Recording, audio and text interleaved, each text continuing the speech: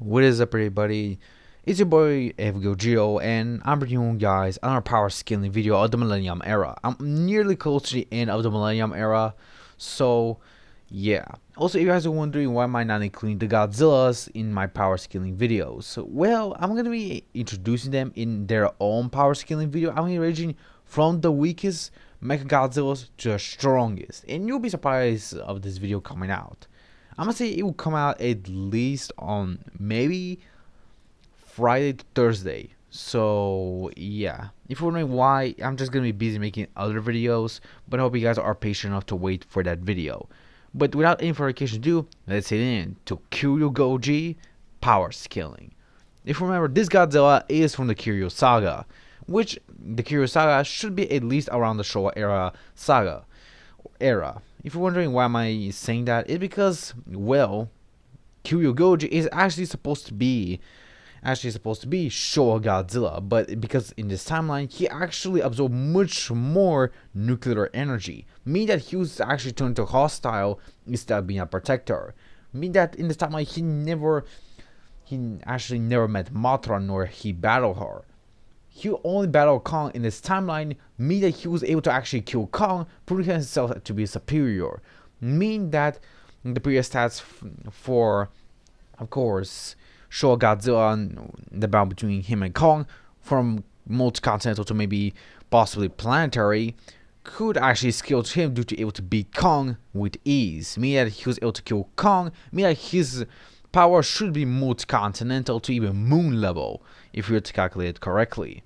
But remember, there's still the feats of Zone Fighter, and they have not used. Now, we know that Kiriyugoji is weighs a lot more than the original Showa Godzilla and is a lot more taller. He's also stronger due to able to battle Kiryu, who is practically 1954, whose bones were able to endure the Oxygen Destroyer. And the Oxygen Destroyer should range from multi-continental to at least small planetary, which is still an impressive feat since he was able to do that. And with the metallic upgrade, Kiryu was able to become even stronger than before. And remember, Kiriyugoji was still able to put up an impressive fight against him. It had even almost beat him to a pulp, which is still impressive feat if you were to calculate that. But remember, both Kiryu and Kiriyugoji are stated to actually be equal in battle. Means that they both should scale to one another if they are to fight once again. Now you guys remember when I say that he absorbed much more nuclear energy than Showa, that means that he never actually fought Ghidorah. Instead, Mothra fought Ghidorah herself. And remember, Mothra became a lot stronger when she was in her morphed form, or her you could say final form, and she was actually able to beat Ghidorah, which, if you're to remember, he most likely should be the same level as his Showa counterpart, to be a plant buster, to maybe even a star eater, which will most likely put Mothra to be at least from star for dwarf star to star level, or maybe even star to solar system level. And remember, Godzilla was able to one-shot this adult Mothra, meaning that he was able to one-shot her with literal ease, granting him even higher scaling than her. So he will most likely scale from solar system to galaxy level. But remember, we're in the same universe, and if we were to actually combine those two universes together, this Goji should be even stronger than maybe even Zone Fighter. So possibly he can actually be 4D or universal, just like his Showa counterpart. Meaning that Kiriyugoji should be a lot stronger. He was also able to survive the absolute zero cannon, which is supposed to turn anything to absolute zero, turning everything, even the temperatures, to absolute zero. If you're wondering why does absolute zero matter in this power scaling video, well, absolute zero means that a being which is hit by that should not be able to move. But both Kiriyugoji and Kiryu himself, who were hit point blank, survived the attack, and Kiriyugoji only was left with a scratch on his chest. Just a scratch. That's just impressive feat to say that.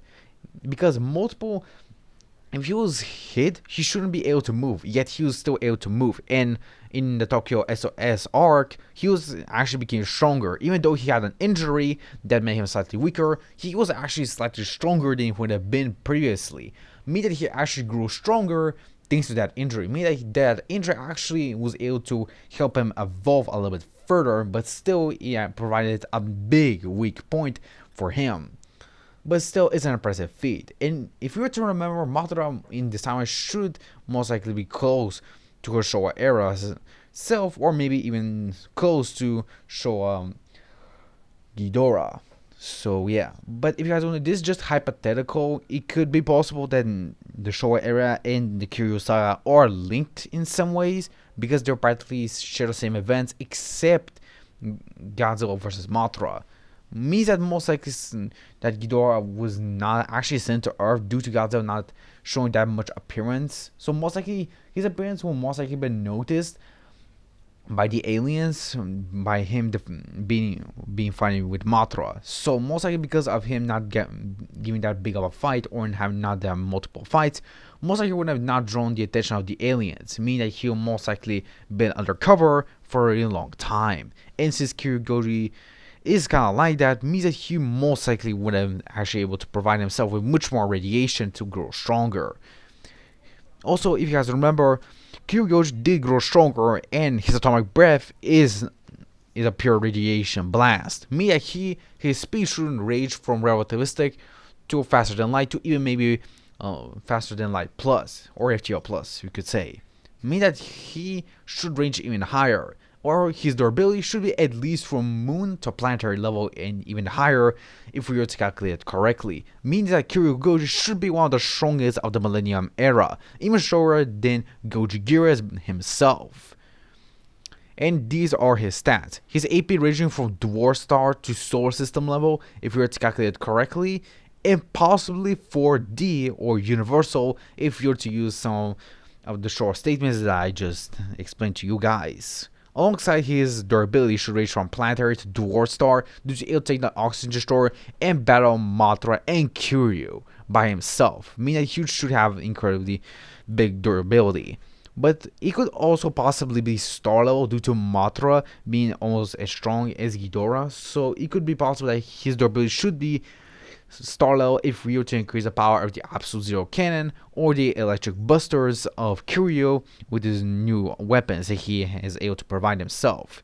And his speed should range from relativistic plus to faster light to NME and as well as FTL plus, which will bring Kiryu to actually be one of the strongest Godzillas in the Millennium era, possibly almost closing the gap between him and Showa Godzilla. He most likely be around the same level as Showa Godzilla, if not even slightly higher than him. But in comparable to Showa Godzilla himself, if we're not using the Showa era feats, he most likely still be a lot stronger than multiple other Godzillas from the Millennium era. He most likely will range to be almost at the same level as Gojira's, if not even slightly higher due to his durability. But his durability is still slightly lower than Gojira's. But I hope you guys enjoyed this video. See you guys in the next one. Bye, my Goji fans. See you next time.